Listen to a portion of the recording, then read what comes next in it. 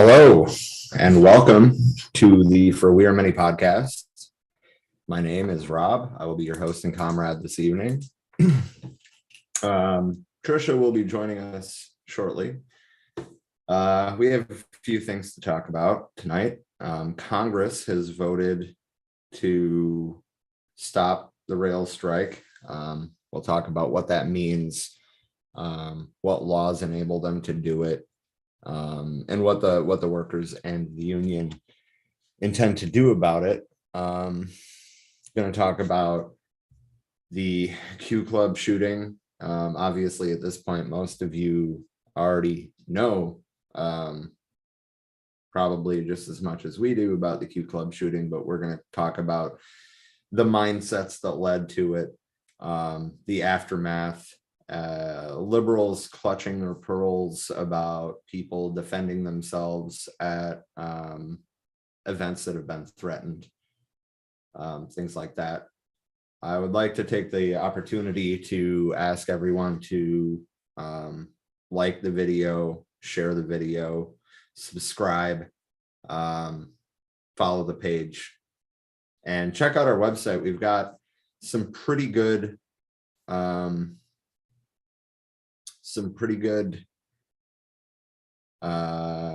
articles up recently, written by Tom Watts primarily. Notably, Black, Brown, and White, the Proletariat Must Unite. That is in 3 pieces. It was quite dense, so we kept it in 3 pieces the way it was originally released. The 3 epics in the history of human social evolution. Panther spirituality. We think everyone should be a panther. Build alliances, advance the struggle. And then by Chairman Shaka Zulu, we have To End Racism, We Must Defeat Capitalism. Some of these are position papers. Some of these are more broad, like editorials and explanations kind of things.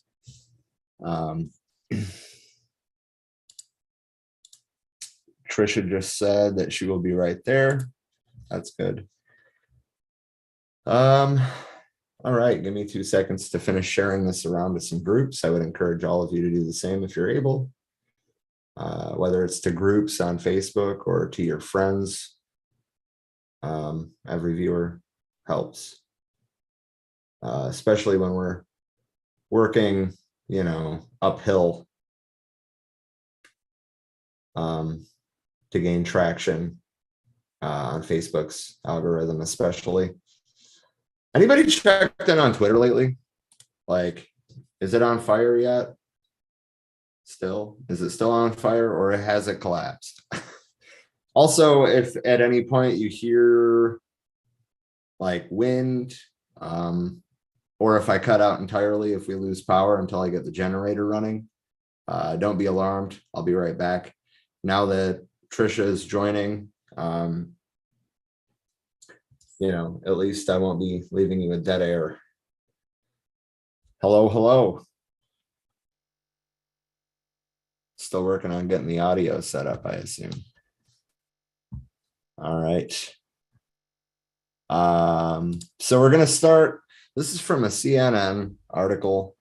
The House of Representatives passed legislation to avert a rail shutdown, is how CNN is wording this.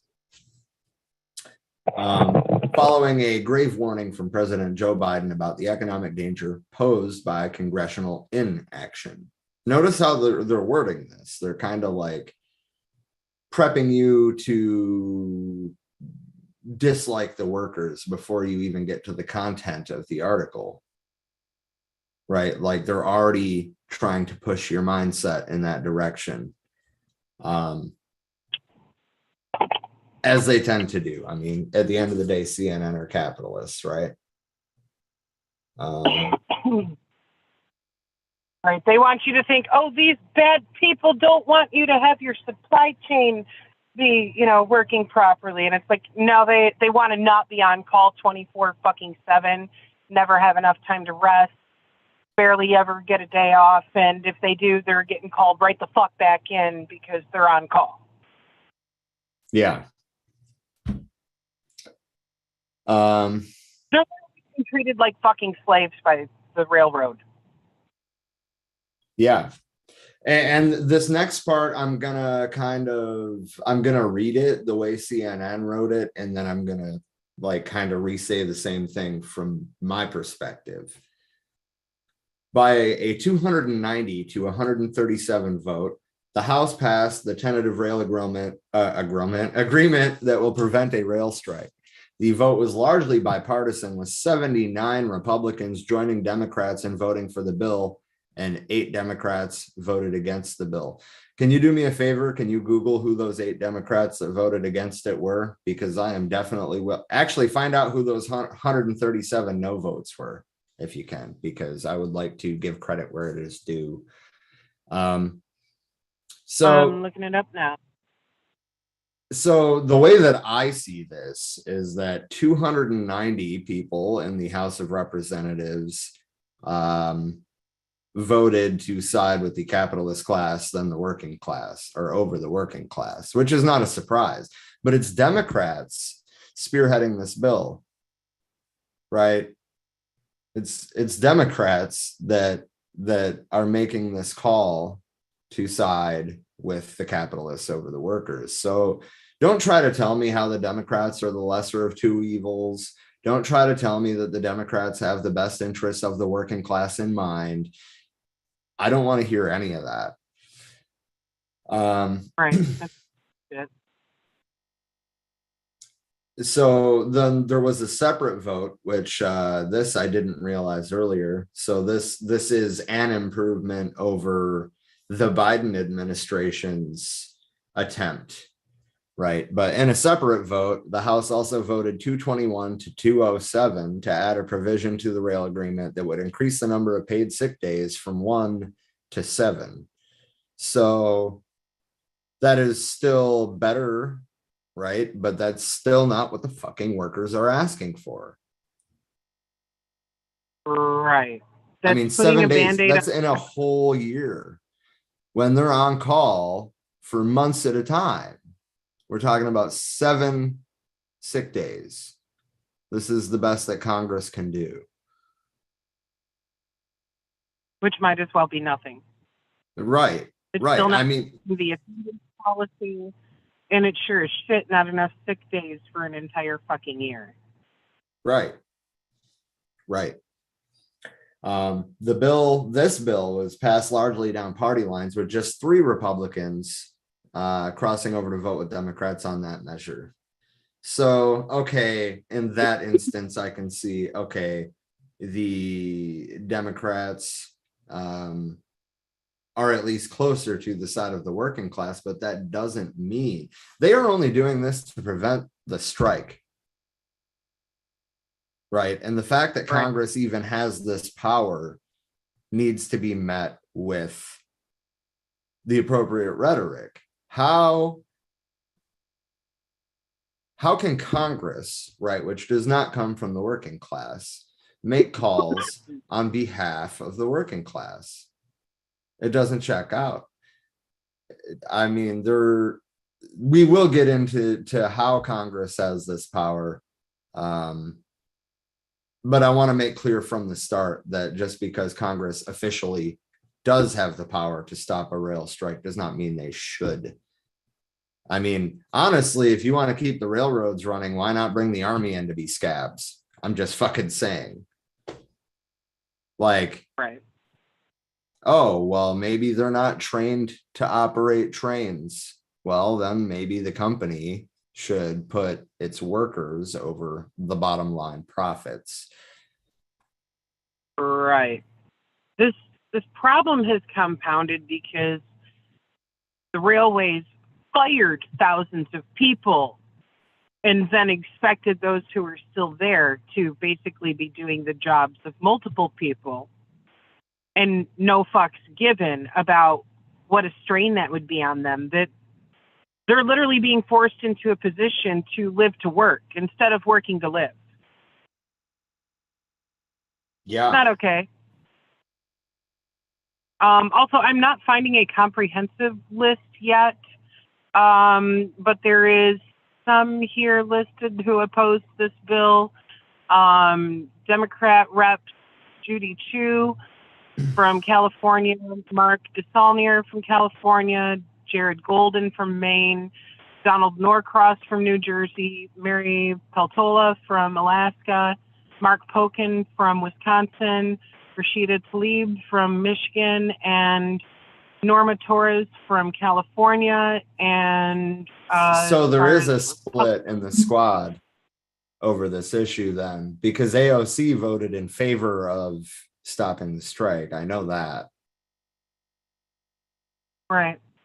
So at least it's not the whole squad, but I did want to explicitly point the finger at AOC and her supporters.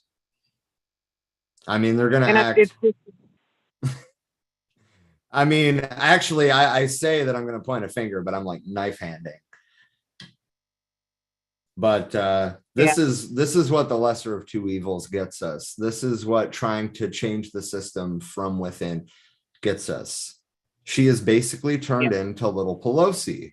I don't even know how else to word that. I mean, she doesn't fall too far from the mama bear, does she? No, she's more interested in securing herself a lifelong position in Congress than in actually representing the people who fucking elected her ass there. Right. And, regardless of what sort of leftist thought you come from, right, the workers should matter far more than the profits. And of course, they're trying to act like, actually, let me get back to the article because I want to comment on how this paragraph is worded as well. Without congressional action, a rail strike could become a reality as early as December 9th, causing shortages, spiking prices, and halting factory production. You notice how they sternly put the blame on the workers. They are explicitly punching down. Yeah. It could also disrupt commuter rail services for up to 7 million travelers a day and the transportation of 6,300 carloads of food and farm products a day. Carloads? Americans really will measure with anything but the metric system, won't they? 6,300 carloads of food. What the fuck does that even mean? You can't put a tonnage on it? Cars are different sizes. I would assume that they're talking about a train car, but still. Well, it's still even there. That's a fucking stupid way to measure it.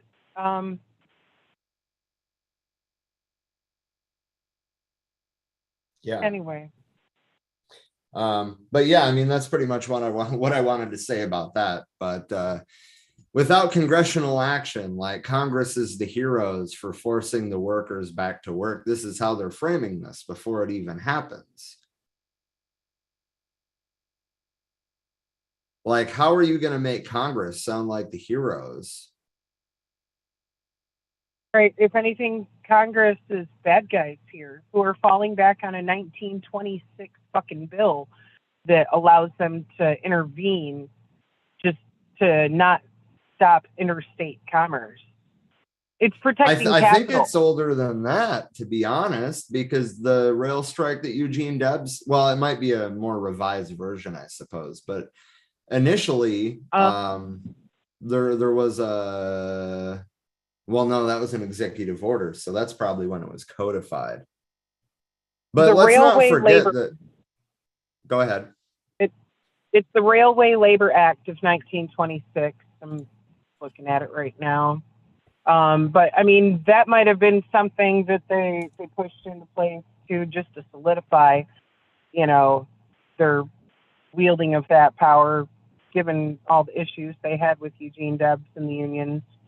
I find it fucked either way, because who the fuck is Congress to try to tell any workers, oh, you must accept this shitty contract that doesn't give you your fucking human rights?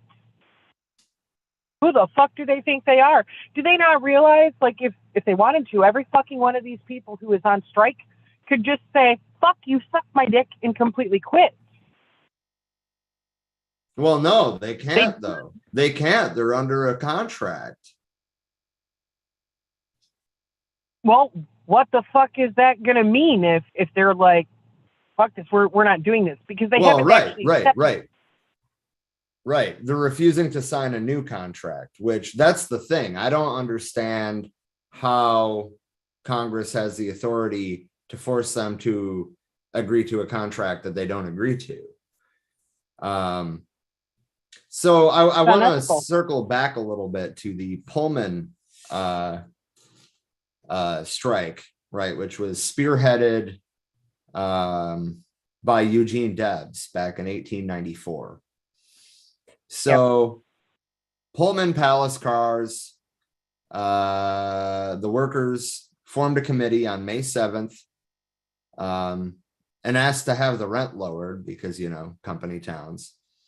On May 7th and 9th, they were flatly refused, and then 3 of the committee members were terminated. This caused the workers to declare they were going on strike. May 10th, they walked off their jobs. May 11th, the Pullman plant closed.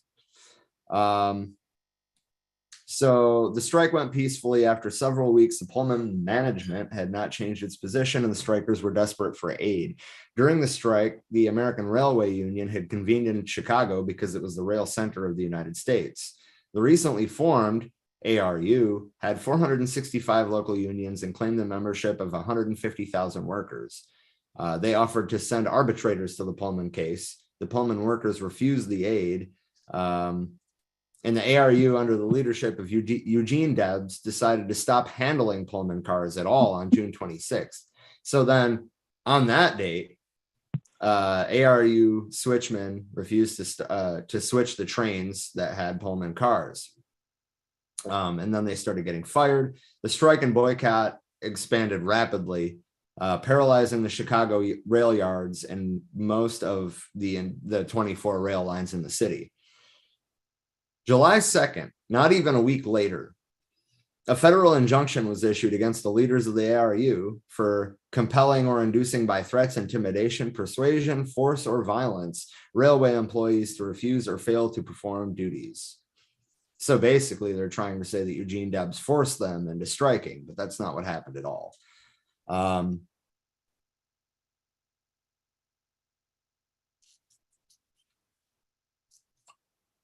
That being said, July 6th, there was an estimated $340,000 of damages in the South Chicago Panhandle yards.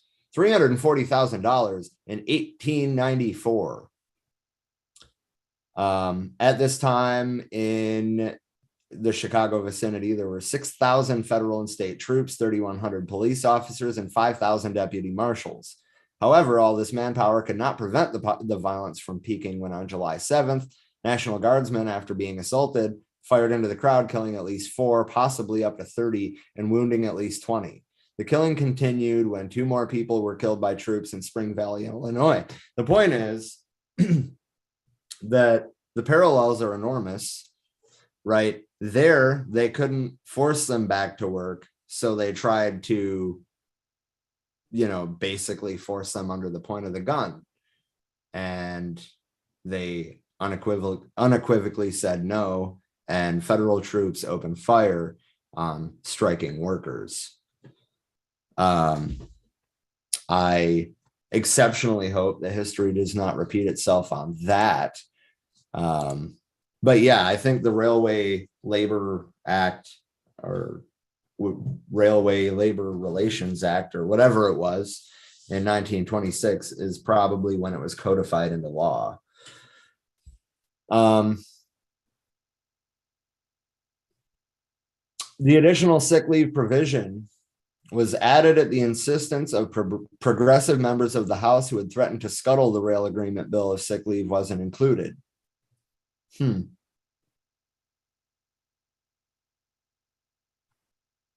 That's interesting. I think I may have lost Trisha. Nope, I'm here. I just had to mute for a moment. Gotcha. They go on to say, however, it was added using an arcane tactic that will enable the Senate to pass the original rail agreement without including the sick leave position. In other words, the compromise, instead of sticking to their guns and being like, we're not going to vote yes on that unless this is included in that, they proposed it as a separate bill, which passed the House so they can have the image of, see, well, we tried to give them more sick time, but the mean Republicans in the Senate wouldn't let it happen.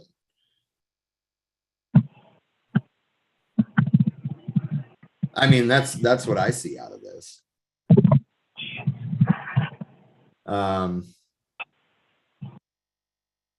Senate leaders are now trying to see if they can reach a deal to pass the rail legislation as soon as Wednesday night. That would be tonight. So if that does pass the Senate tonight while we're on the air, I'll certainly let you know. Otherwise, we'll be posting about it on the Facebook page and probably writing about it on the website. But a freight rail strike could cost the U.S. economy $1 billion in its first week alone. As a result, Biden had pushed Congress to immediately pass the legislation to avert a shutdown, again with this wording. Calling himself a, quote, proud pro-labor president, Biden said in his Monday statement, quote, I am reluctant to override the ratification procedures and the views of those who voted against the agreement. But in this case, where the economic impact, read that as billionaire profits, of a shutdown would hurt millions of other working people and families. Notice how our proud pro-labor president is punching down. He is putting the blame firmly on the workers and not on the company. But right. in this case, where the economic impact of a shutdown would hurt millions of other working people and families, I believe Congress must use its powers to adopt this deal. In other words, fuck the workers. The capitalists got to get theirs. Right. That's not labor at all. That's Biden being a fucking propaganda spewing shill right there, trying to convince people that, trying to end this strike so that these workers don't get their fucking rights acknowledged and put into this contract is going to hurt all these other people. No, it's not. It's going to hurt the fucking profit margins, i.e. stolen wages that the fucking capitalists owning those companies rake in. And I don't give a flying fuck how much this hurts their bank account. If they don't want to have their shit shut down, maybe they should use some of that money to hire more people, hire back the thousands that they fucking fired that left everybody in this fucked up position of having to work fucking 24-hour or more shifts and being on call 24/7, 365. Yeah.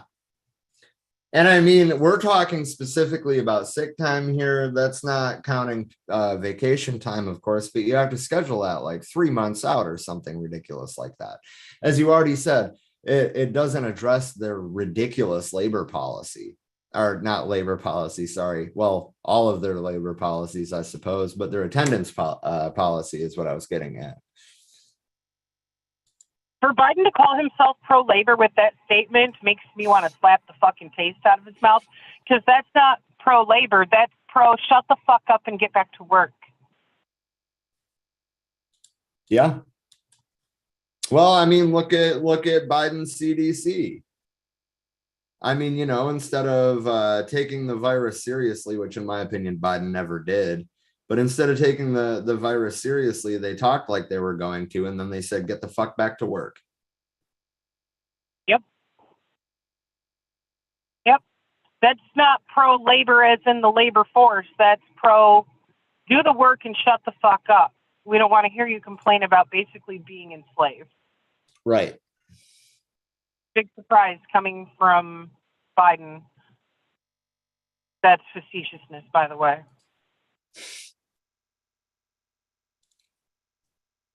That Yeah. motherfucker. For him to call himself pro-labor while trying to force people to take a shit contract that is still, after all this time, not addressing the actual issue. And like the media has still been trying to paint it as, oh, they just want more money. No.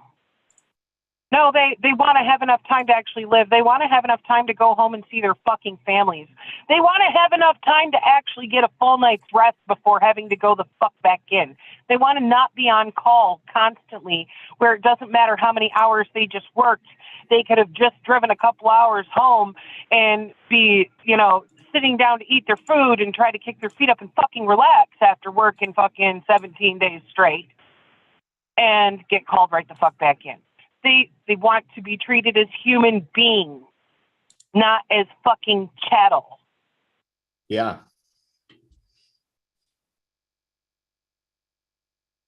100%. It's been a pretty quiet night in the chat tonight. We got some viewers.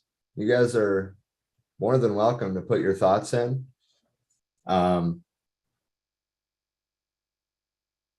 I'm sure that you've all got thoughts on Congress taking this kind of action. And if they have this kind of power against the railway workers, then do you think that they're going to hesitate to do it to industrial workers or to do Nope. it for the draft? Nope. They literally feel entitled to force people to work. That is slavery. Yep. Don't give a fuck what compensation you're getting in a paycheck. If you have zero say in the number of hours that you work for a shift, if you have zero say in the number of days a week that you work, if you have zero say in getting a reasonable amount of paid sick leave and even just regular old fucking time off, you are a fucking slave. Yeah. Only slaves have those things.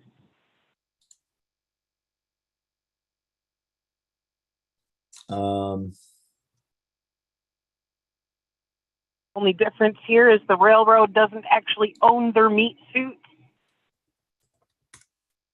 Right. But wage slavery is still slavery.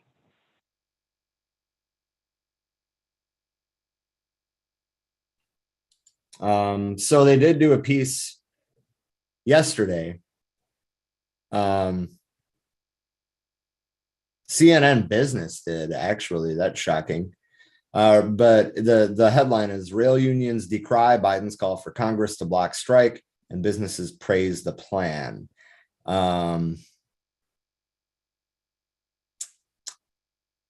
So we're going to go through this article a little bit. There's a video I want to show, which is fine.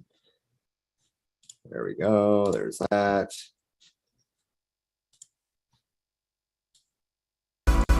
So this can potentially really affect our economy. As we just told you moments ago, President Biden urging Congress to do something to avert a rail strike, saying, quote, a rail shutdown would devastate our economy. A strike would happen as soon as December 9th, leading to travel disruptions, supply chain, shortages, and higher food and gas prices. Let's discuss now. Matthew Weaver is here. He serves as an organizer and Ohio's legislative director for the third largest rail workers union in the U.S. His union, the Brotherhood of Maintenance of Way Employees, represents 23,000 rail workers. Good morning to you, Matthew. There's about 150,000 railway workers around the country, so this could potentially affect a lot of people. We're glad that you're joining us. Talk about the main sticking point here, paid leave. Why is this so important for you guys? At this point in time, it's paid sick days that maintenance of way employees need. We are considered essential. And it seems like with the look at a ticker tape, we're expendable, from essential to expendable in the snap of fingers. It's very frustrating. I want to play something that President Biden said last year about how important unions are to him and get your reaction. Here he was. You've heard me say many times, I intend to be the most pro-union president leading the most pro-union administration in American history. Now he's made clear that he believes Congress should step in and stop you guys from being able to strike. You said he is, quote, catering to the oligarchs. What do you mean? It certainly seems that campaign finance and lobbying affect our politicians, our public servants' votes and their actions. I think that if he wants to really serve the American people, he should take what the tentative agreement was and impose paid sick days. That would make, I believe that would have many more of our members would be voting yes on something with paid sick days. Do you believe a strike is worth it if it cripples the U.S. economy and costs up to $2 billion a day? And the president says, up to 765,000 union jobs in the first 2 weeks. Is it worth it? I honestly don't think we are that near a strike. Many of our members don't want to strike. We don't want to strike. We want what's just. We want, in this day and age of high inflation, and a pandemic around illness, we would like paid sick days. Matthew, I think you make a really important point there that you don't want to strike. This isn't something you're seeking, but It's something that rail workers feel they need to push for because of not getting what you need here. In President Biden's statement yesterday, he said that the secretaries of labor, agriculture, and transportation, his 3 top lieutenants who have been dealing with this, basically see that there is no path to resolve the dispute at the bargaining table, and that's why they're recommending they seek Congress to take action here. Do you trust that the administration has basically done their best at the bargaining table to advocate for you?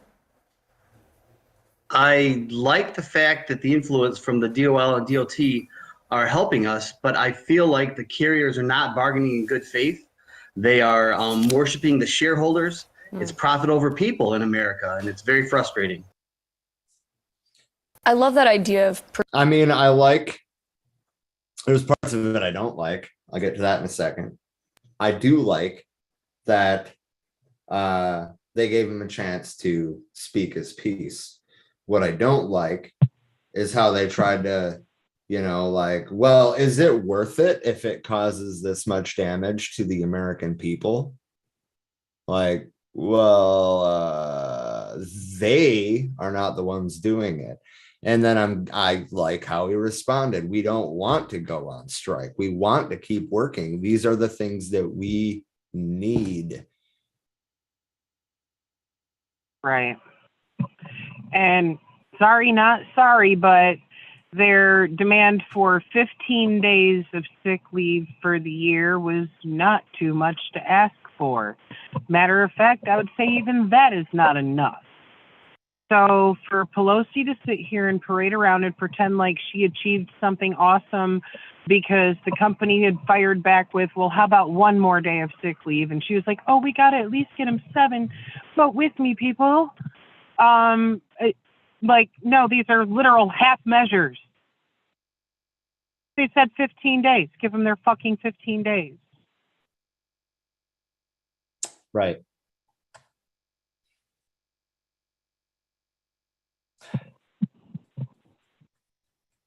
For fuck's sake, I bet everybody in Europe is probably looking at this shit show going, what the fuck? How are these railroad yards, not on fire yet? Because in most places in Europe, if you are sick, your fucking time off of paid sick leave is determined by what illness you have and how long your doctor puts you off from work.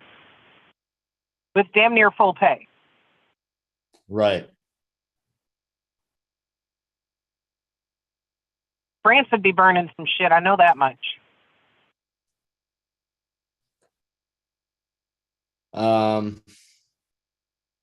There's all these, I guess while we're talking about economics, there's all these people pointing to stock surges and GDP growth as reasons why a recession is going to, the US is going to escape a recession in 2023. But officially, we are already in a recession, and I don't buy this narrative that real disposable income grew over the last 30 days somehow after a whole year of falling.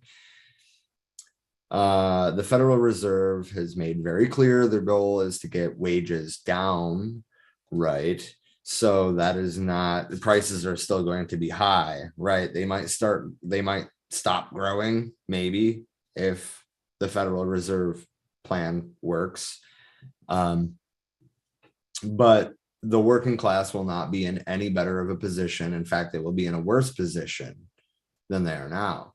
Right. The fact that their response to that is, oh, you don't have enough money to survive, we should pay you less, tells you everything that you need to know about those motherfuckers. Right. And I mean, the reason that we're talking about these particular issues is to talk about the hold that the capitalist class has over our lives. They have us by the balls right now. We don't have any sort of real class solidarity. We don't have any sort of meaningful survival networks. And I'm not saying that there's not groups that are doing good work in that direction. That's not what I'm saying at all. I'm trying to encourage other people to do the same. Because at the end of the day, the only people who have us is us. Right.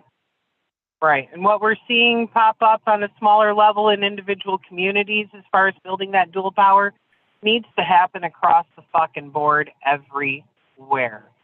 Mm-hmm.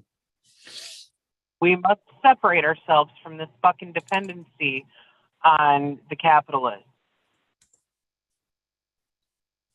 Honestly, like, these two railroad unions are so fucking huge that these groups of people could literally come together and probably easily get, the business loans, et cetera, the funding to start their own railway company that they all equally own.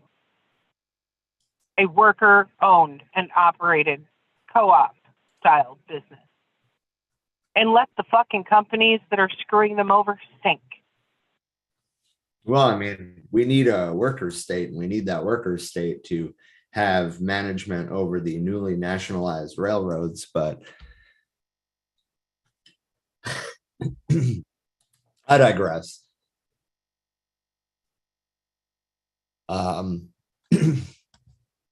Just saying that could be one way to help push towards a workers' state of like, yes, okay, there's nothing in corporate law that prevents you from starting up your own business as an owner-operated co-op where everyone has a stake in the company. So do it. Right. I want to give a trigger warning to the audience for our next topic. We are going to be talking about the shooting at Club Q in Colorado Springs, Colorado. If you are not capable of hearing this discussion, I don't blame you at all.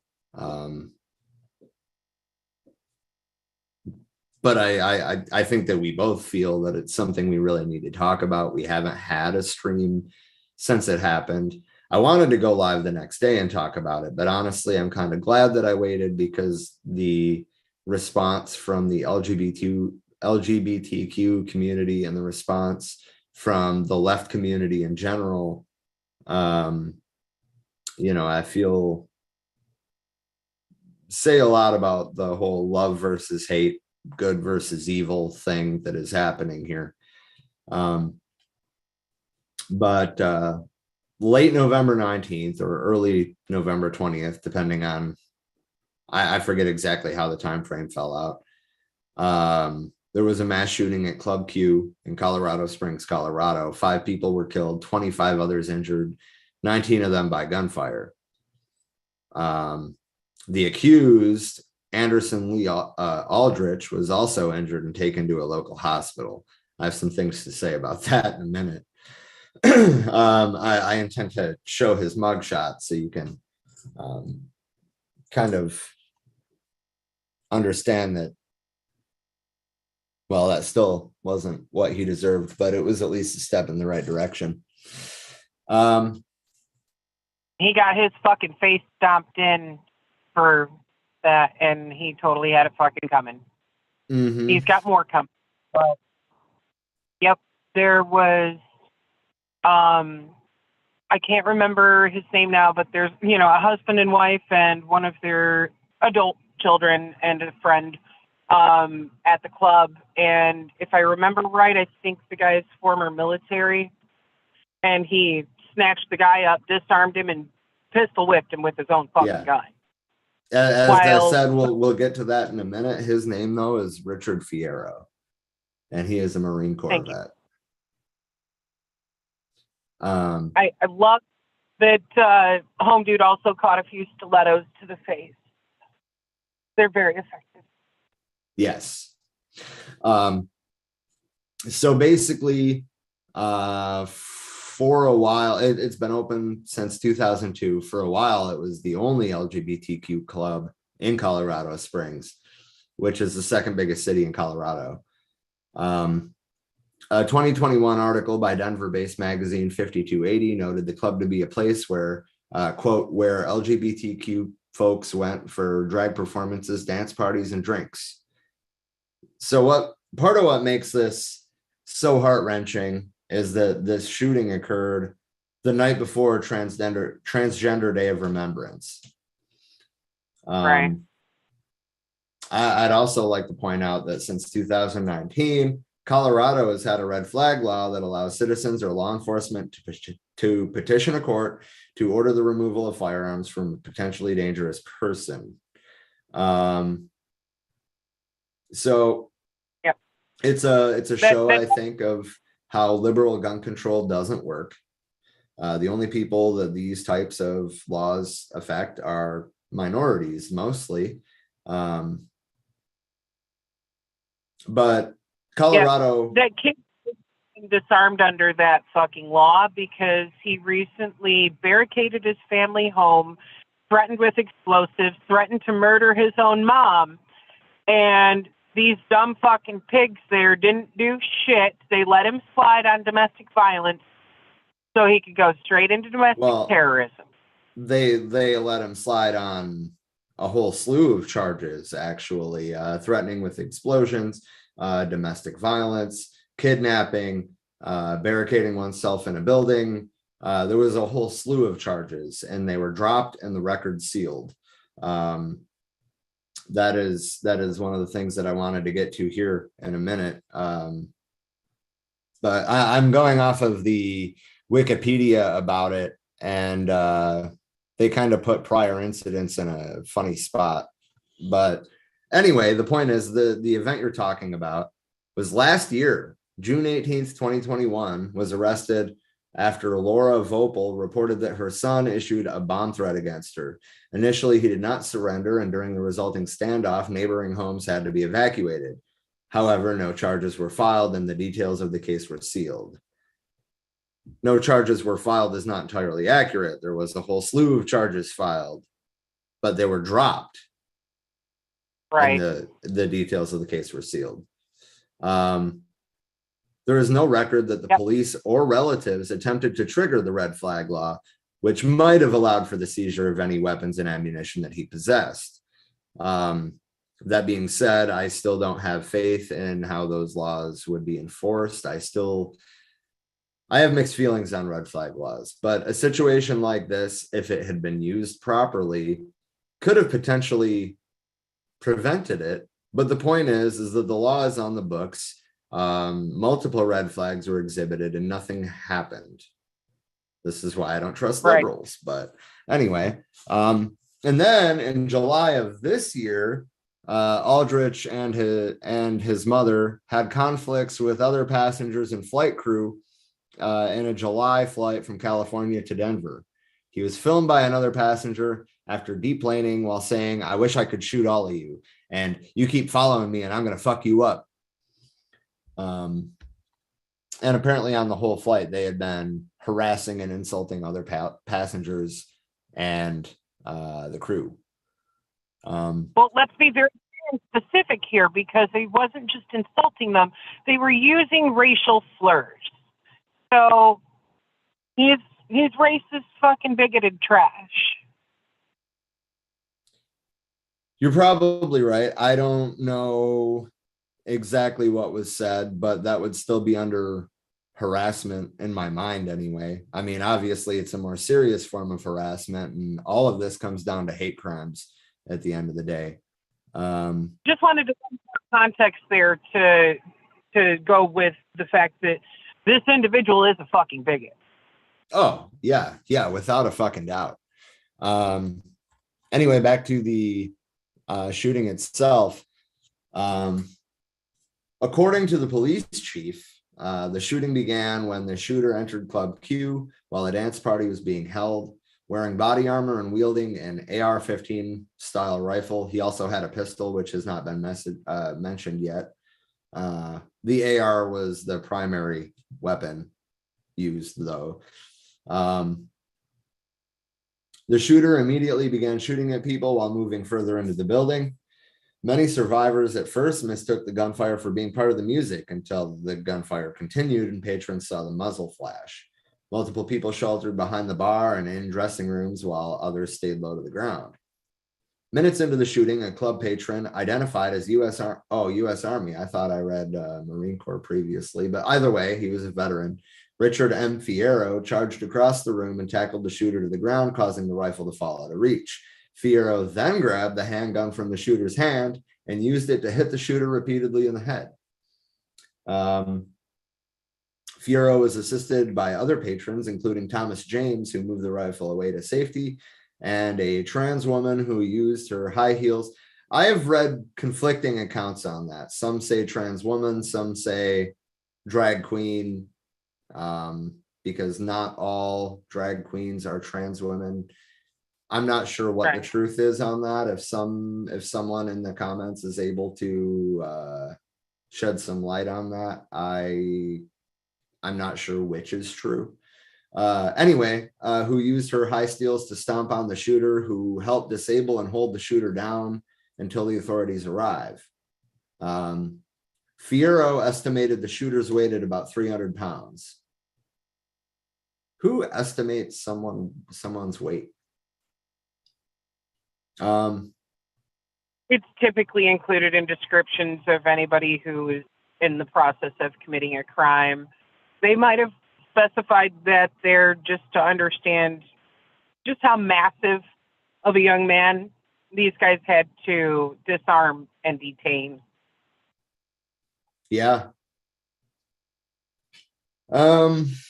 Police received an initial call for service regarding the shooting at 11:56 p.m. on November 19th, with the first officer being dispatched a minute later. I do want to say that I feel like the shooter probably intended to go in there on the beginning of Trans Day of Remembrance. I think the date was chosen intentionally. I think that this was a well thought out, premeditated hate crime. Anyway, the first responding officer arrived in the area at 12 o'clock midnight and arrested a suspect 2 minutes later. A total of 39 patrol officers from all 4 divisions of the Colorado Springs Police Department, along with 34 firefighters, 11 ambulances responded to the scene. The suspect was in custody within about 5 minutes after the first 911 call. After the shooting stopped, many at first were reluctant to leave from hiding spots as they were unsure if the shooter was reloading or had been stopped. Fierro, who had been covered in blood, was placed in police custody in a squad car for over an hour before he was cleared of suspicion and released. Leave it to pigs to arrest the person who stopped the problem. Reminds me of Uvalde. Yeah, and that's the thing. According to eyewitness accounts, again, this is just Wikipedia, but according to eyewitness accounts, like the cops tackled him before they even touched the suspect. Yeah. Who obviously was in no condition to get up. I mean, frankly, Richard Fierro thought the dude was dead and kept hitting him anyway. I mean, I don't blame him. Yeah. His daughter's boyfriend was one of the 5 that was shot. He was literally there with his wife and kids. And, you know, Right. he's also been very adamant that he is not a hero, that he did what any well-intentioned person would have done. And either way, he could not be the hero for his daughter's boyfriend, you know. So keep in mind that he lost somebody in this too. Right. What he did, it's absolutely what should be any decent person's fucking normal response. Mm-hmm. So I do want to, I guess, take a moment of silence for Daniel Davis Aston, Kelly Loving, Ashley Pogg, Derek Rump, and Raymond Green Vance.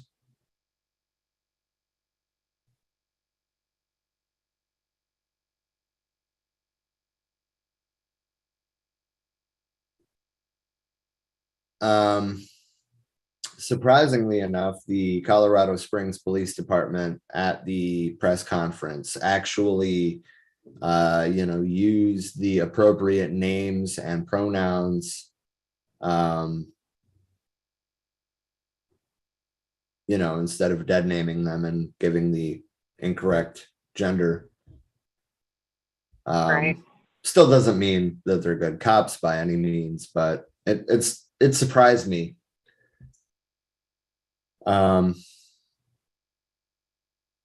So that brings me to kind of like aftermath, which I'll start with what they have. The vigil on November 20th at All Souls Unitarian Church. Additional memorials and events were held out throughout the week, not just in Colorado Springs. And notably, a lot of things like drag story time or, toy drives that LGBTQ groups are doing, things like that. They've actually been showing up defended. They've actually been showing, I've heard about it from all over, from, like here in New England to Tennessee to Texas. Communities, specifically the left wing and the LGBTQ communities, are coming together in the name of defense. Yeah. And I guess it's a tragedy that this thing happened in the first place, but if there's anything good that could come out of a situation like this, I'm glad that people are at least recognizing that there is a very active threat. Focus on the family, the Proud Boys, NSC 131, Tennessee First, I think, was the fascist group there. Point is that people are finally starting to recognize these threats as threats. Right. When it comes to events like this, we really do need our own armed security to protect the people there. It shouldn't have taken this for people to realize it, because Proud Boys and NSC, etc., they have shown up at so many LGBTQ events threatening violence that I can't even count how many times at this point. It's been all too frequent. Those motherfuckers are finding the fucking testicular fortitude to keep showing up and threatening people merely for fucking existing. They like to sit here and talk shit and try to say that, Drag Queen Story Hour is trying to turn kids gay and all this other shit and calling people groomers. Well, guess what? I don't know of any fucking cases of drag queen pedophiles. I know of lots of cases of right-wing extremists, fucking alt-right males being pedophiles. And a lot of them are in their own fucking ranks. And instead, they're out here trying to use that false accusation against others as a justification for their fucking abuse and mistreatment of the LGBTQ community and for threatening with violence. And the only thing that is going to stop them is our own armed security. like what happened in Tennessee. Oh, a handful of them showed up armed. They were met by like 30 some armed leftists going, fuck you, you're not coming here killing anybody. Right. Like, strapped with shields. And a lot of them had plate carriers, and like these 5 dudes with like pistols and hoodies and no plate carriers come up like, oh, fuck. Right. And then they're like, oh, hey, aren't you the dude that lives at Spouts' address? Oh, gold. Right. That stuff right there will oftentimes stop them dead in their tracks when they realize they've been identified and, the people in the community know where the fuck to find them. Like, don't show up here trying to threaten violence and think that we're not capable of fucking bringing it right back to your actual doorstep. Yeah. One of those things, Nazis should not feel safe going out Naziing in public. Yeah.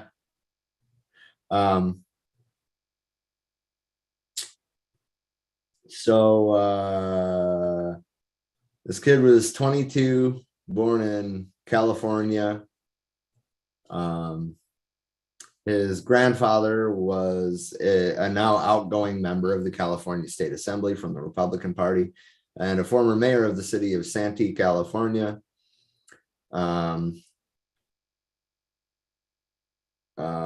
This kid, right-wing extremist family. Period. Plain and simple. They are right. His dad's an enormous fucking bigot. I've seen video clips of his dad being interviewed after this shooting, and his dad is such a cunt that his response was that at least his son wasn't one of the gay people in the bar. He was glad that his son was the shooter. Yeah, and then he kind of like, well, first of all, he seemed drunk, possibly on meth. Yeah. But like he kind of like tried to backpedal that a little bit, but it was too late. You can't take that back. Right. Anyway, he was a member of the Church of Jesus Christ of Latter-day Saints in his early teens. Grew up on the north side of San Antonio, Texas. Records indicate that he was a target of online bullying that involved homophobic taunts while in high school. He changed his name from Brink. Not his biological father, obvious, or yes, his father. I'm sorry, I tried to like skim back and make sure I was getting it right, and I was fucking it all up. Anyway, his father, Aaron Brink, was a former pornographic film actor and MMA fighter, who had multiple criminal convictions. He changed his name to try to distance himself from that. Aldridge's attorneys have said in court documents that their client is non-binary and uses they, them pronouns. I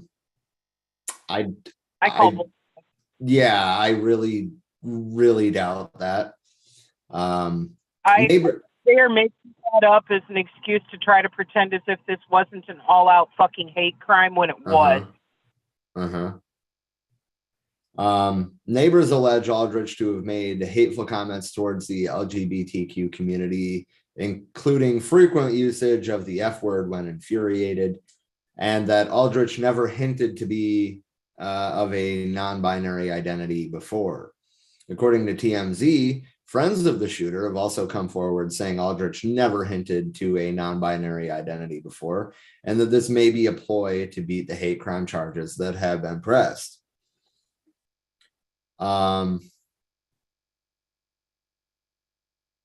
Daily Dot reported that some have questioned the sincerity of Aldridge's assertion of being non-binary and noted that in a video of his 2021 arrest that was obtained by CNN, Aldridge referred to themselves, they put themselves there, as boy.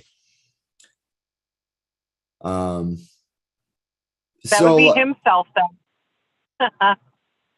Yeah. The shooting was widely condemned by politicians. Like Jim Crow Joe said, quote, "While no motive in this attack is yet clear, are you fucking kidding me? No motive. Listen to his father's Really? response and tell him that there isn't a deeply ingrained motive.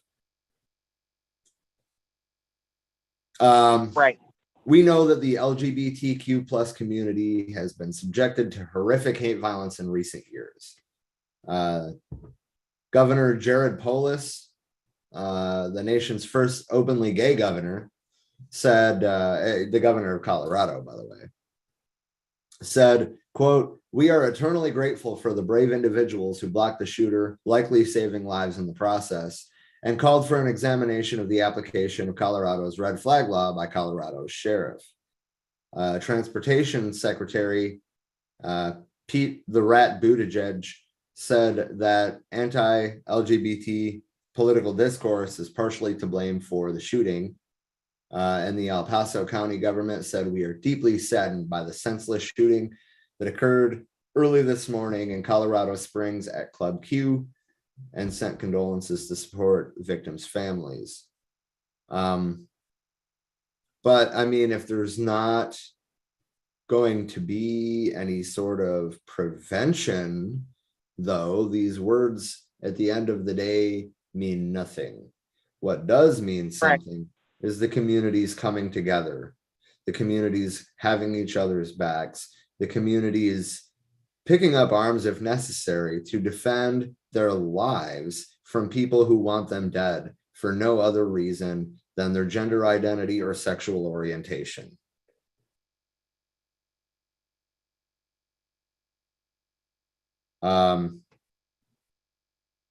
Now I guess I'm going to put a content warning, because I'm going to get into some right-wing responses to the shooting. I'm going to be quick with this. I think that I can safely preface them now saying that I disagree with everything that is about to be said.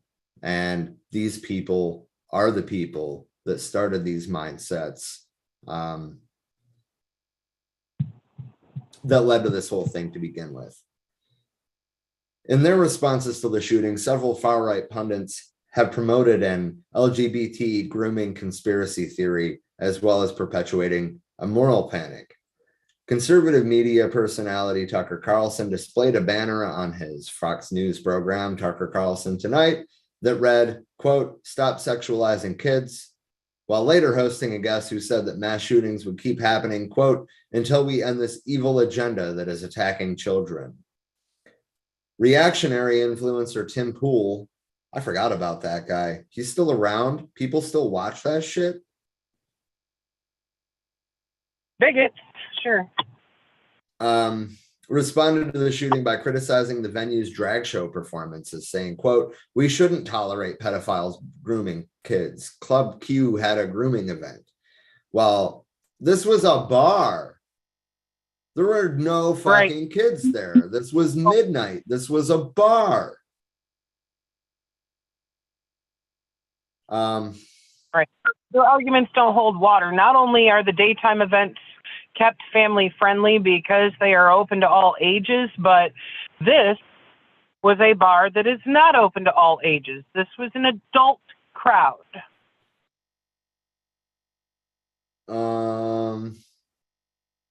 I mean, I'll give you the names. I'm not going to go through all of their statements, but right-wing commentators Matt Walsh, Candace Owens, Chaya Rychik, and Representative Marjorie Taylor Greene all continued to publish content targeting LGBTQ people, some of which was focused on the Colorado area.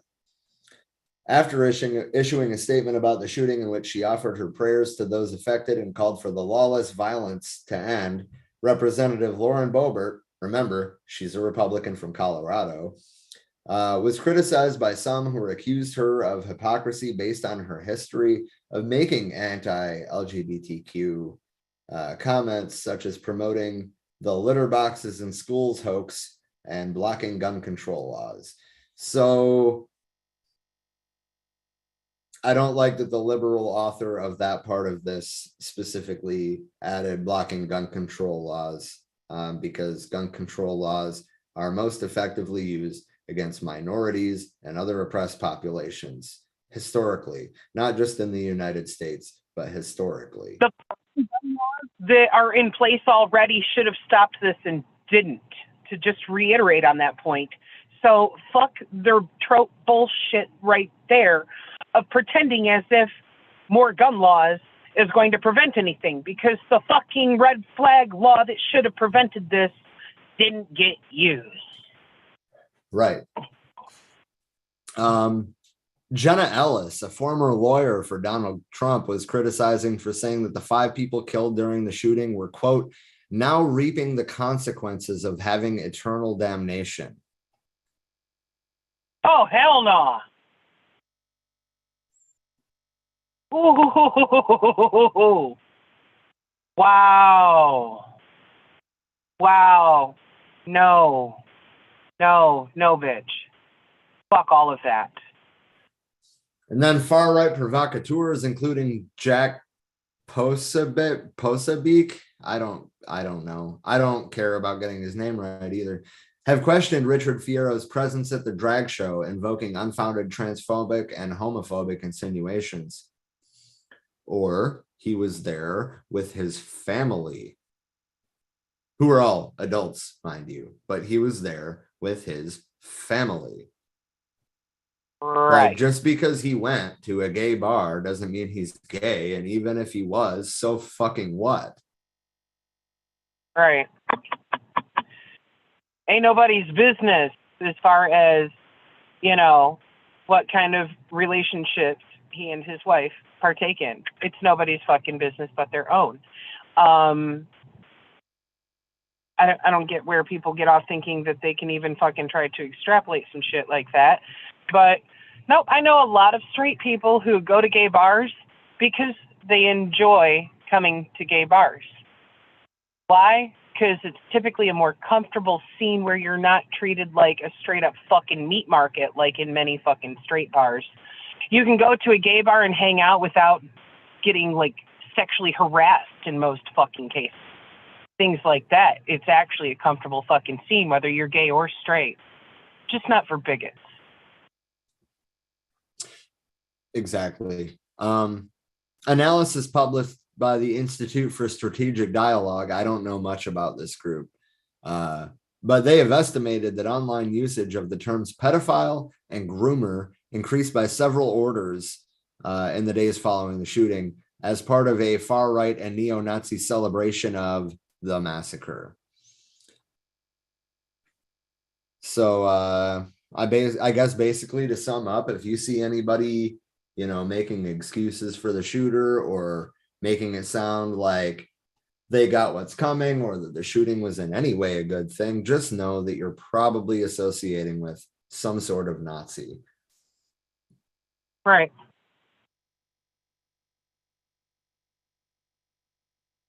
And if they're not Nazi, they're most likely at minimum a fucking incel on the path to Nazism. Right. What a lot of these fuckers are about, like their whole issue with people being gay is these incels literally feel entitled to having a wet hole fucking allotted to them to stick their dick in, and they're not getting one, and they really think that it's a problem that, you know, there's women out there who would rather be in relationships with other women because that's who they're actually fucking attracted to. They see that as taking away from them their allotment of woman.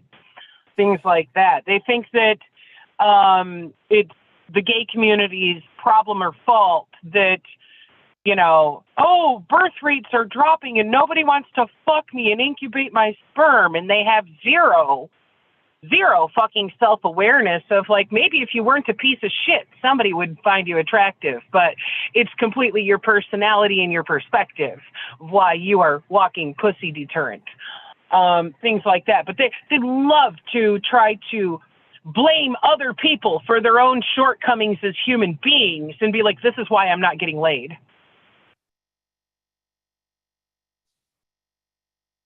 Like, no, you are why you are not getting laid, incel.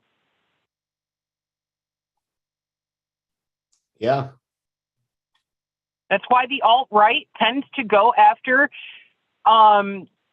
sexually frustrated teenage boys and cater to their fucking insecurities, because it makes an easy fucking path for recruitment when they're like, oh, we understand your pain.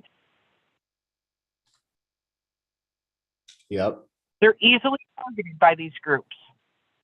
They're easily mind fucked into that type of setting because they actually think that, you know, they're finding some kind of solidarity there with their own in this fucking neo-Nazi White Lives Matter fucking movement with its false claims of white replacement theory and all this other bullshit. And it's like,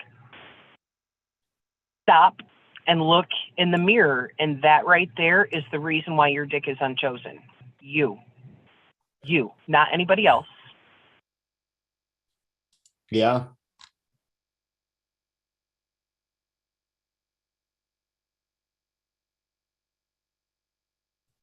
Getting so sick of these fucks. They literally feel entitled to go around killing people. It doesn't matter whether they're shooting up gay clubs or whether they're shooting up concerts because they see happy couples together, because that was the case with the shooting in Las Vegas a few years ago at the country concert. That was a fucking incel shooter. There's so many fucking cases of mass shootings in recent years that were incels that the media just didn't fucking talk about that part of this specific form of mind fuck that these guys are, you know, they're getting red pilled, black pilled, fucking whatever you want to call it, and thinking that they now have the right to go kill other people for being in a happy relationship or to kill other people for not making themselves available for a relationship with them.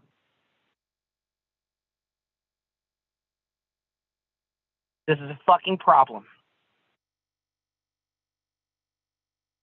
It's a massive fucking problem. And it's growing steadily because it's going untalked about and unchecked. There's only certain circles where I even find anybody aware of what's happening here with the incels merging in with these neo-Nazi groups and the extreme level of violence that's going to continue to fucking happen if we don't put a goddamn stop to it.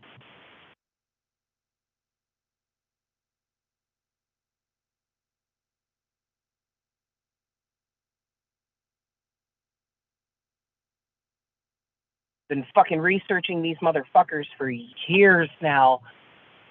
And all I can say is, if you don't know what I'm talking about here, go look on incel forums on Reddit. Go look at incels.co or incels.us. And look at the fucking fantasies that they go off fucking, you know, describing in detail about raping and murdering people because their dicks are unchosen.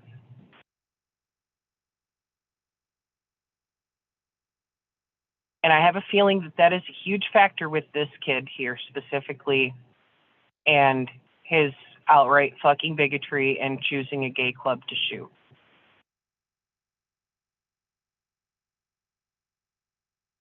He fits every fucking paradigm of what an incel is.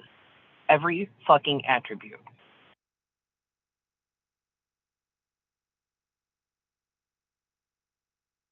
The only thing that would solidify it more is if he was wearing a fedora and rocking a neckbeard.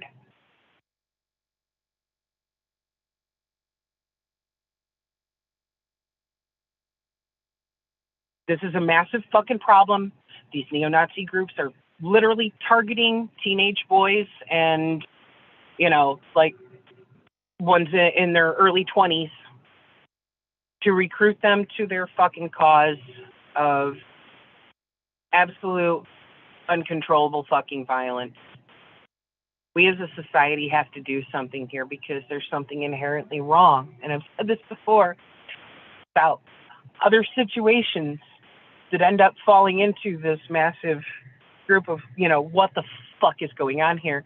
But we are doing something so very wrong with how we are raising white males in this fucking country. And we're seeing it now. We're seeing the results.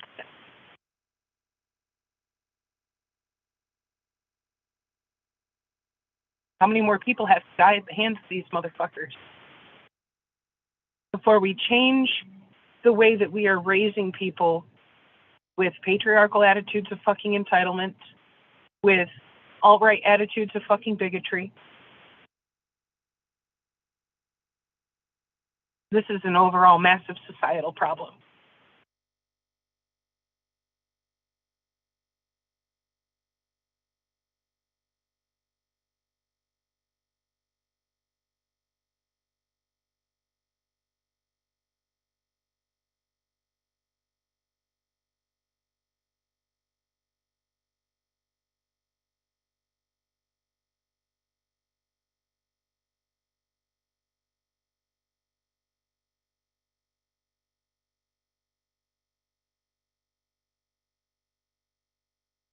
Did I lose you?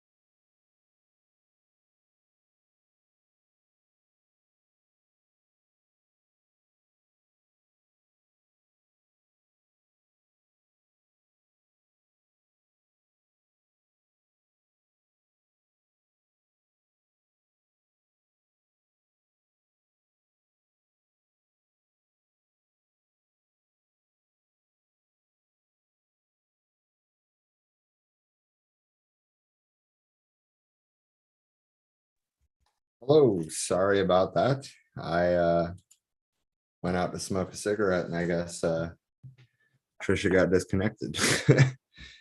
Um, yeah, I see that you're back, question mark. Oh, connecting to audio.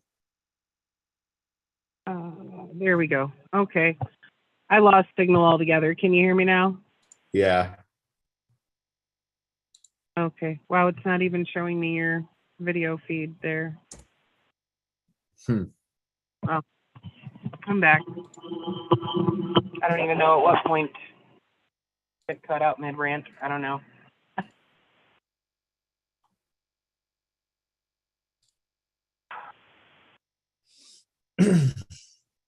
I meant to grab a drink on my way back in too, and I forgot.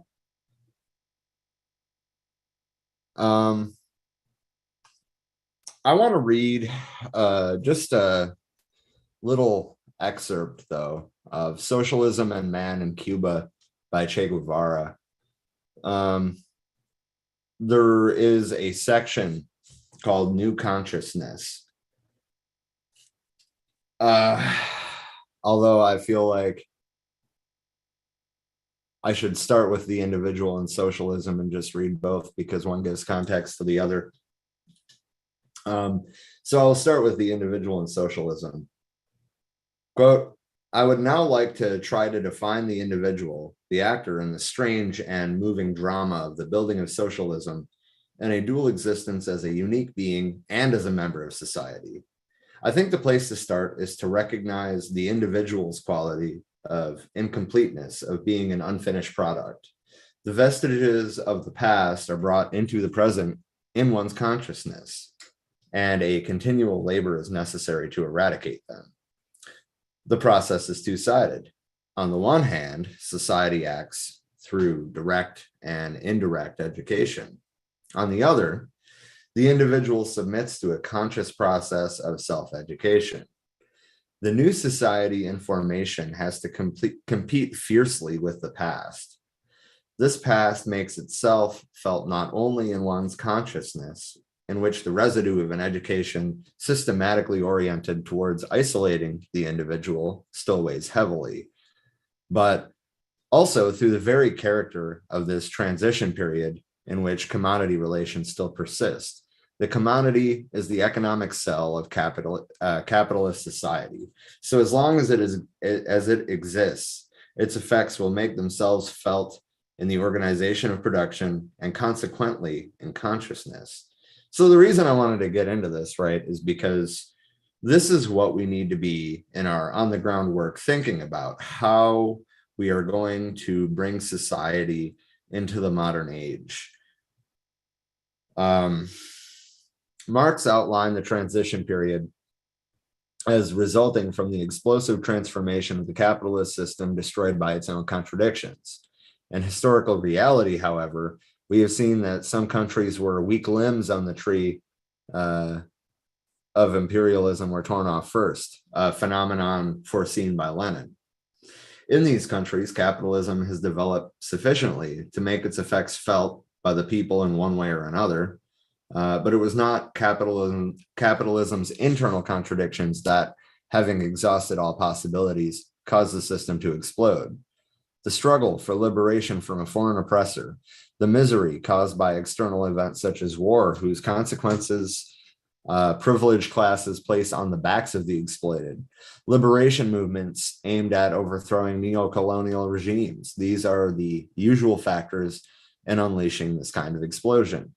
Conscious action does the rest. A complete education for social labor has not yet taken place in these countries, and wealth is far from being within the reach of the masses through the simple process of appropriation.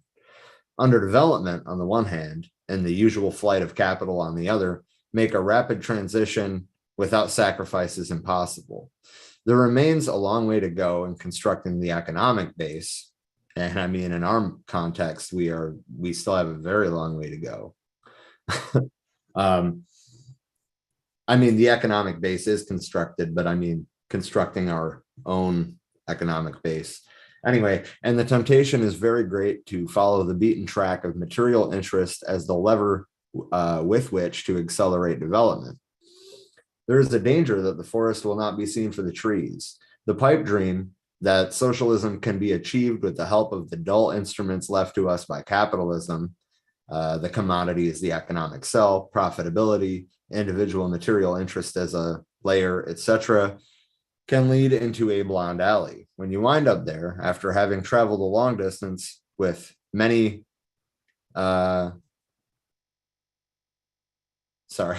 crossroads, it is hard to figure out just where you took the wrong turn. Meanwhile, the economic foundation that has been laid has done its work of undermining the development of consciousness.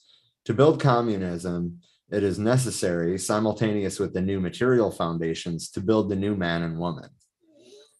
And that brings us in to new consciousness.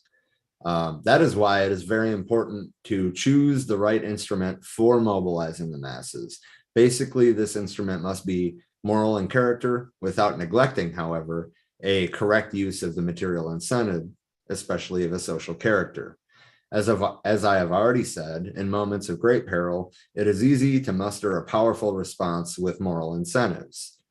Retaining their effectiveness, however, requires the development of a consciousness in which there is a new scale of values.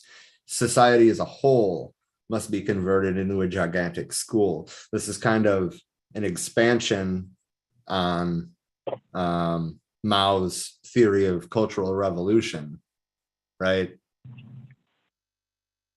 This is literally what we're talking about when we're talking about building socialism. We are talking about building a whole new society. So, you know, just with it. right.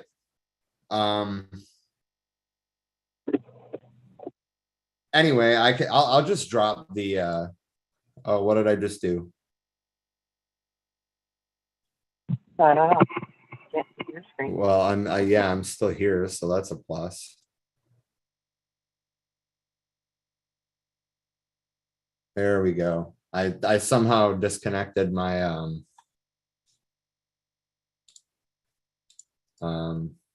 second screen. Oh. Yeah. I will put in the comments on Facebook the link to that paper from the Marxist Internet Archives. I'll do the same. I don't know why I did that as a reply to James. That's weird. Hold on. Let me do that again. There we go. It's a good paper to read, and I'm not going to take you through the whole thing. Obviously, I'm not even going to finish that section. The point is that's where we are at in our, that is an aspect of where we are at in our society right now. Like, we have to contend with some awful thinking on the other side, and we have to make big strides, and I guess how we're able to get through to people on that. But we need to redefine society as a whole, the relations within it, and ultimately who we are as a people. The White Panther Party back in the 60s, the original White Panther Party, referred to it as a total assault on the culture. Well, Bell Hooks referred to it as racist, capitalist patriarchy, because there is no separating those three facets of it when racism and sexism are used to uphold capitalism. And this is where intersectionality definitely comes to the table, because you cannot address one of those issues without addressing all of them. This requires an overhaul in mentality, in way of thinking, in way of being, in way of living, an entire societal change away from these fucking oppressive abuses. I know one more thing that I wanted to touch on. Leonard Peltier's annual letter to the National Day of Mourning. But if I don't know how many people in the audience tonight are familiar with the National Day of Mourning, but this was the 50th, well, it's the 50th because they didn't do it for 2 years because of COVID. But it started in 1970. Every year besides COVID, they gather near Plymouth Rock. It's a massive demonstration. They open it with a prayer ceremony, which was not live streamed because, you know, that is a sacred. Yeah, exactly. That is a sacred event that you need to be there for. And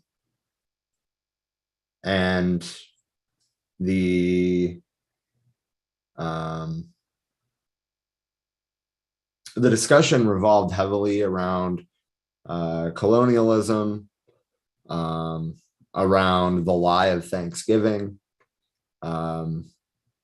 which, I mean, we talked quite a bit about that last year. I had hoped to do a Thanks-taking or National Day of Mourning piece this year, but we did not manage to make that happen. Shit's been crazy. Anyway, Leonard Peltier every year writes a letter that is to be read publicly at the National Day of Mourning. I'm going to see if I can find a video rather than reading it. Liberation News and workers.org published it, as well as the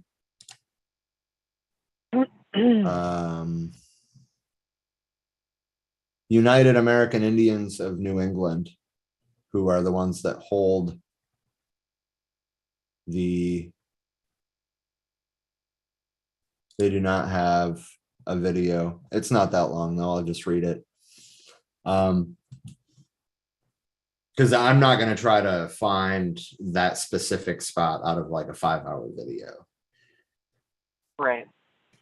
Anyway, greetings, my relatives, friends, loved ones, and supporters.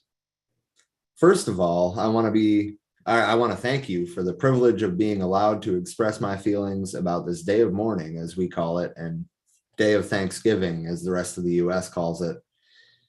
Sometimes I'm at a loss for words to express all the thoughts I have going on in my head after 45 years of imprisonment. I do want to express my appreciation for our ancestors before us who fought so hard that we would live today. I want to express my feelings of remembrance for the ones who were overpowered by the weapons of war coming from Europe and the pandemics they face. Though we have been attacked by the invaders from Europe over and over in every way possible, and everything that has been done to destroy us, our culture, and traditions, we still survived until today because we are an expression of the Creator's will and an expression of the Creator's truth. We are a manifestation of that truth, that all mankind should live within the boundary of those laws. There is nothing that came from Europe that has made this portion of the earth a better place to live. But like all nature, we have survived, and nature continues to survive, though mankind is on the edge of destroying itself.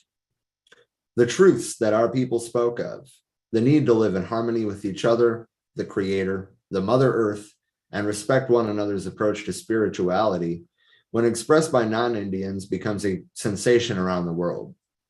We must continue to speak our truth, to live our truth, and to support one another, for there lies our survival. The most powerful weapons that we can obtain is knowledge of truth and love for one another, and the practice of that truth and love. We must unite and work together every chance we can, and embrace all others who are of like mind and willing to work to correct this worldwide pandemic of greed and selfishness that has infected the entire earth and mankind. On this day of mourning, let us remember our relatives before us who fought every challenge imaginable that we might survive, and in our prayers say, quote, "Thanks for not giving up.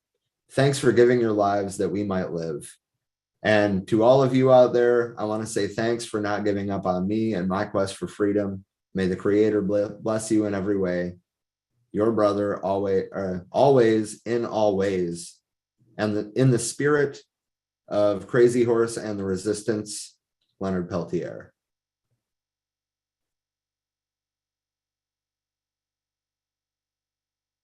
Every year, he writes one of these letters, and it's read at the event, which I hope to go to next year. To be honest, I didn't even think about the fact that Plymouth Rock is within driving distance. I'm used to being in Arizona.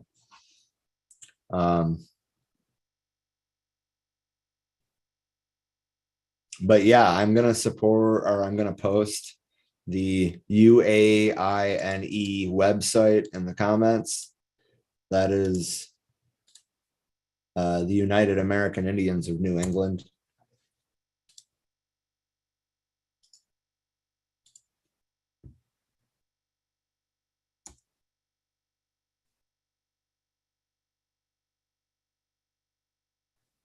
All right.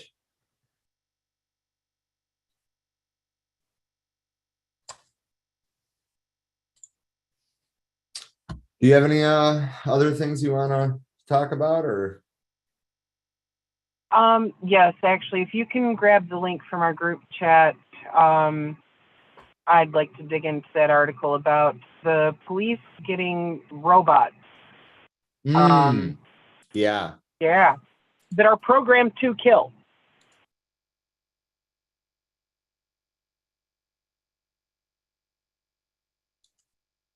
Good old California. Right. So, I mean, I guess what surprises me about this is how like little coverage relatively this has gotten for being as big of an issue as it is.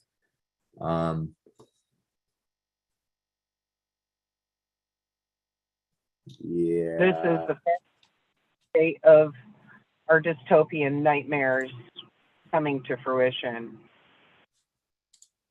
Yeah. I'm gonna see if I can find a video of Chief Bill Scott. God damn it. Bill Scott. Killing robots? I don't know.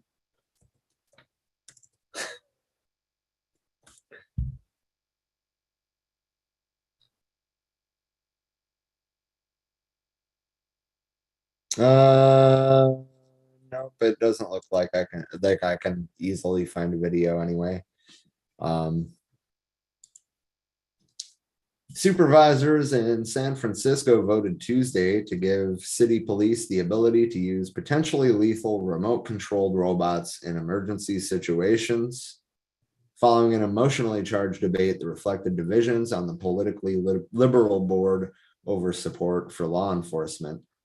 The vote was 8-3, with the majority agreeing to grant police the option despite strong objections from civil liberties and other police oversight groups.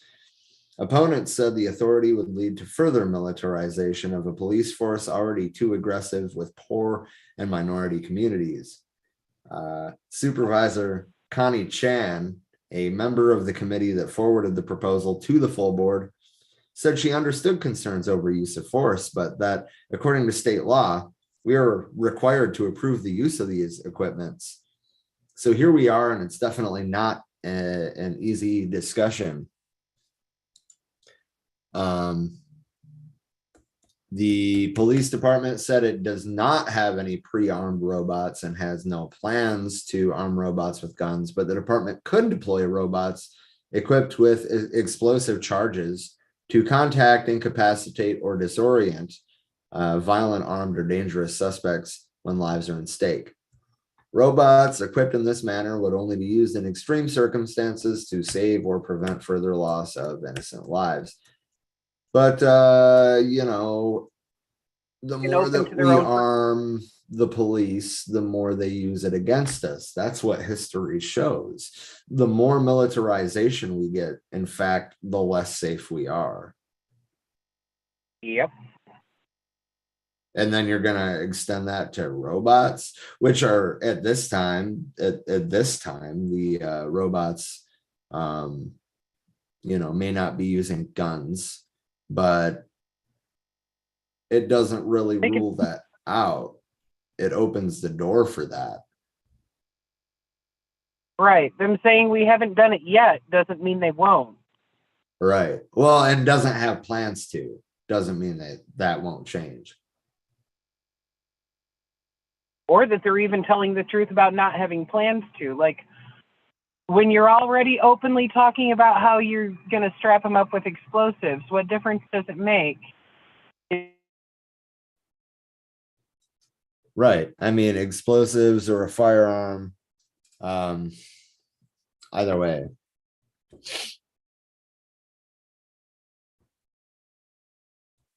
I think that opens a door to,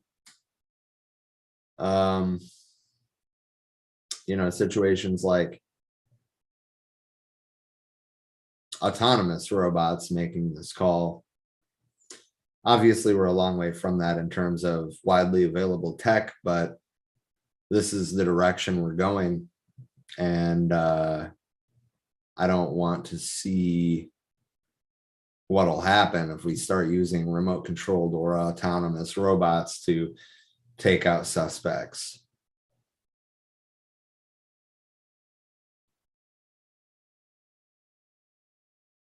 I don't think I really have anything else to add on it, though. I mean, I think it's a terrible idea.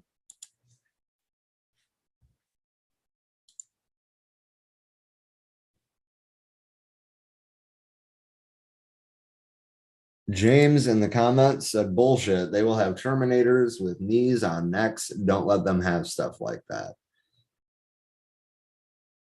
Yeah, I completely agree with you there, James. That's not an acceptable outcome. I think that we lost Trisha again. How long have we been live for? It's been like 2 hours, right?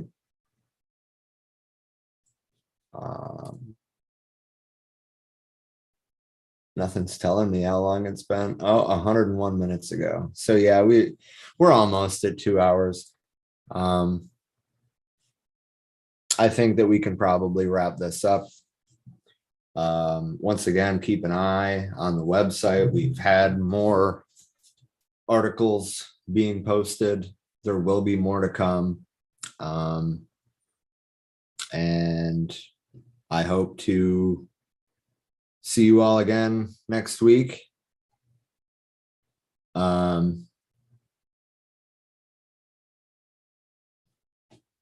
I don't know. I guess that's all I got. Give me just a second here, and I will get the outro music going. It's a little harder to do it on Zoom than it is in the actual Restream software, but that's okay. I hope you all have a wonderful night. Remember to head over to forwearemany.org to oh, Trisha's back. Welcome back. Once you connect, I'm getting ready to. I'm sure that you have some things to say about that San Francisco article, but I said all I have to say, so I was kind of planning on just wrapping it up after that. But I do want to hear what you have to say. So whenever you're connected, I'll take that down for a minute. Apologies. I lost signal again, and it cut out the call in for the audio too. It happens.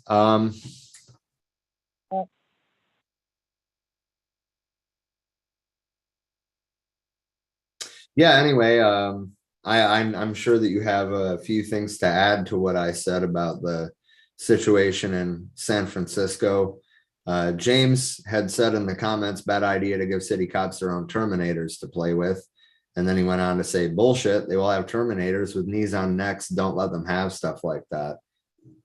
My rhetoric was obviously along those same lines. But I'm sure that you have your own things that you wanted to say about it. So. Well, yeah, I mean, this is the complete opposite direction of what we need to be taking. You know, we're at a precipice here of cops being completely out of fucking control and feeling like their badge is a license to kill as it is. And we've got dumbasses running companies building robots who are like, hey, let's give them a greater ability to kill with even less risk to themselves. So there's no fucking ramifications at all. Like, no, this is the worst possible fucking thing that could be happening. And the last thing we need is to see this expanded upon in other communities. This needs to be stopped right now where it's at there. This should not have ever even been up for a vote. And I'd really love to know who the fuck actually voted yes on this, thinking it was a good idea to give police fucking robots with armed assault capacity. This is moronic at this point. Yeah. Yeah, 100% agreed. Like, what the fuck are we even doing? James asked if the robot kills them, will it get paid administrative leave? Oh my God, James. Probably. Probably. I don't think that I have fucking- anything else that I really plan to talk about tonight. If you have anything that you want to like talk about quickly before we wrap up, though, we're at like an hour 45.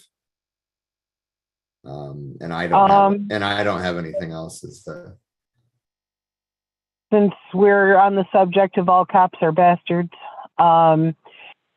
if you could also grab the link out of our group chat that I shared yesterday about the Border Patrol agent who is a fucking serial killer, that would be great because I can't recall his name right now. But this guy has been using his position as a Border Patrol agent to try to quote unquote befriend prostitutes, holding them hostage until he's done with them and then murdering them.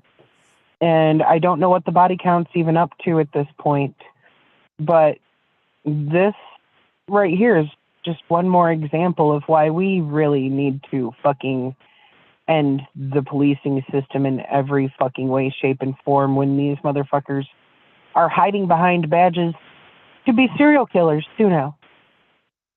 Those women did nothing wrong to him. They didn't fucking deserve to be kidnapped, held hostage, and murdered. And it took this long for them to figure out who the fuck it was, because being a pig, he was apparently doing a decent job of covering up his own fucking tracks. Being a pig, he probably had fingers to point in other directions to send people on fucking wild goose chases. Like, this is a fucking problem. Well, I mean, he confessed to it. After Juan David Ortiz, his goal was to eradicate all the prostitutes. Police are still trying to determine what exactly triggered him. He's been charged with 4 counts of murder and 1 count of aggravated assault with a deadly weapon. The thing is, he only confessed because the one who is the aggravated assault count escaped him and reported him. So that's why he got caught. Because one of his victims managed to get the fuck away from him. Right. This wasn't hit with a moment of having some ethics and thought he should turn himself in. No, at that point, he was already caught because he slipped up. And his whole shit of having a goal of ending all prostitutes. Sorry, not sorry. That goes back to, points of Christo-fascism, of motherfuckers thinking that because they have this weird fucking religious view on certain things involving sex that they get to fucking kill people for it. Right. And I mean, like, a lot of communists advocate for the abolition of the sex trade because it's exploitative by nature, but we also don't, like, criminalize the prostitutes, right? Like, if anything, it should be the Johns, right? Like, I mean, but we don't look at it like that. We as in a collective society, and that's completely unacceptable.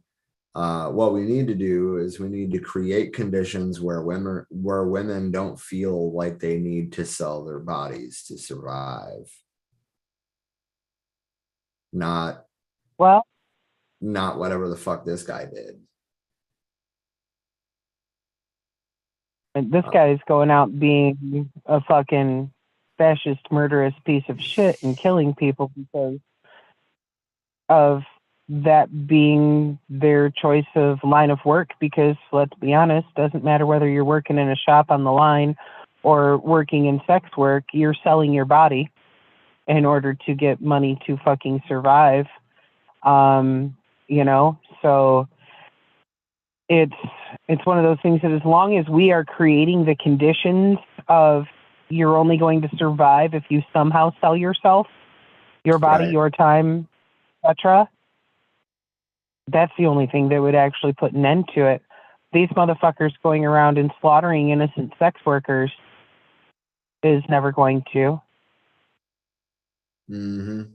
But that definitely speaks to the problem of motherfuckers thinking that their personally held beliefs give them the fucking right to actually go around fucking killing people.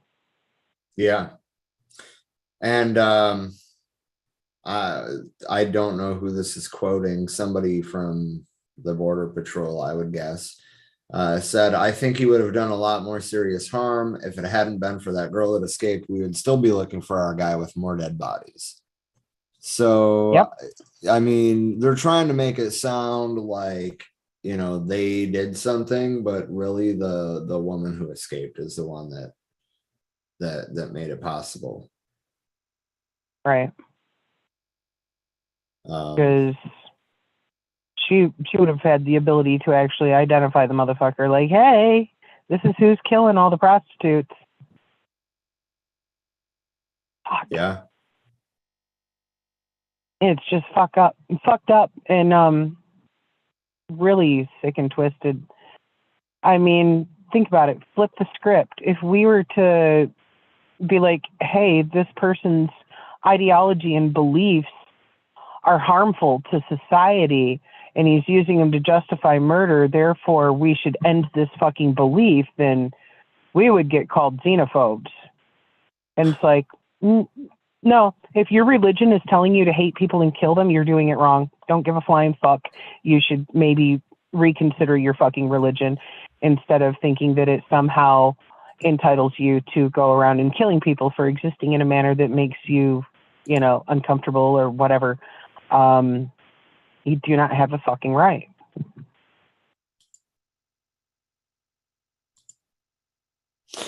I mean, James has a good point here. At least he didn't have a robot capture them for him.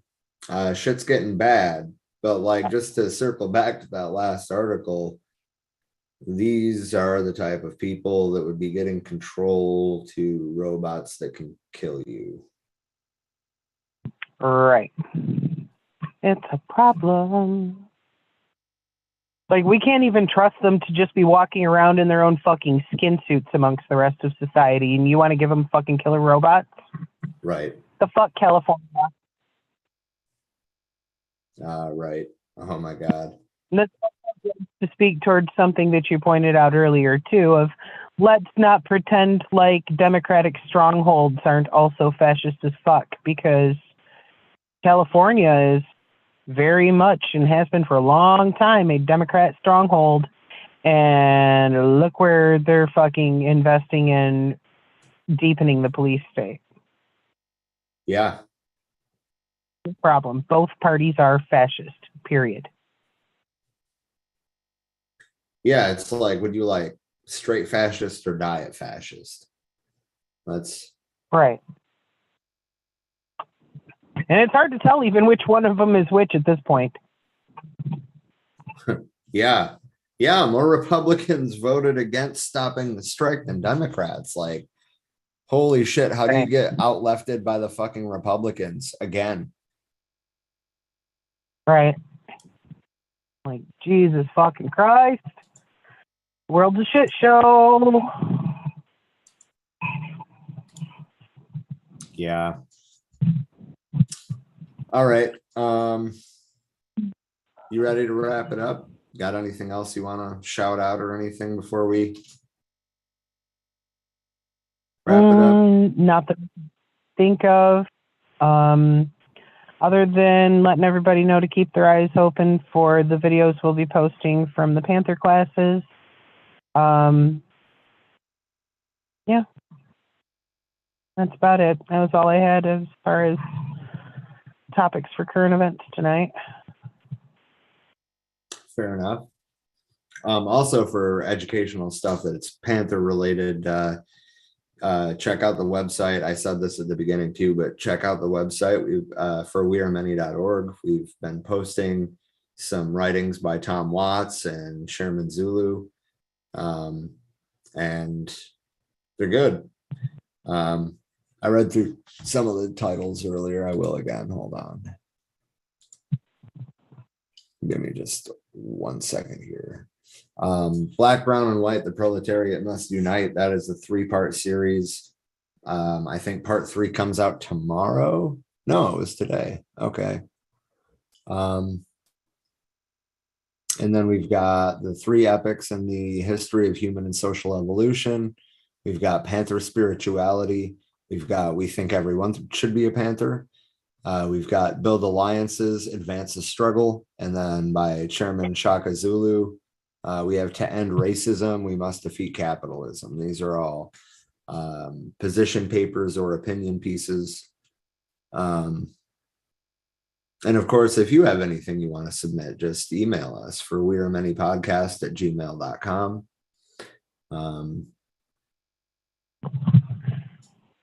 Yeah, that's all I got, really. Definitely check out the website, keep up with it. We will, we have gotten a lot better about posting regularly, and we're going to keep that going. Oh, yeah. All right. Well, if that's all we've got, then I just want to end this with a simple all power to the people. All power. Buccaneer, Panther love. Have a good night, everyone. Thank you for joining us.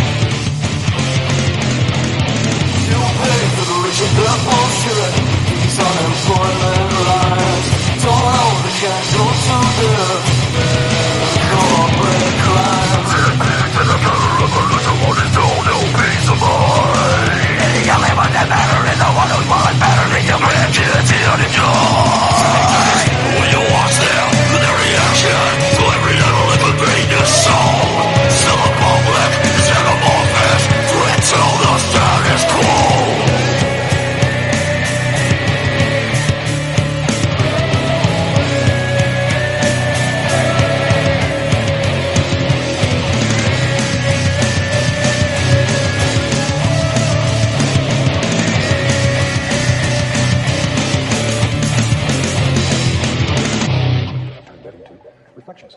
We don't make mistakes. We have happy accidents. Just don't worry about it. Learn how to use what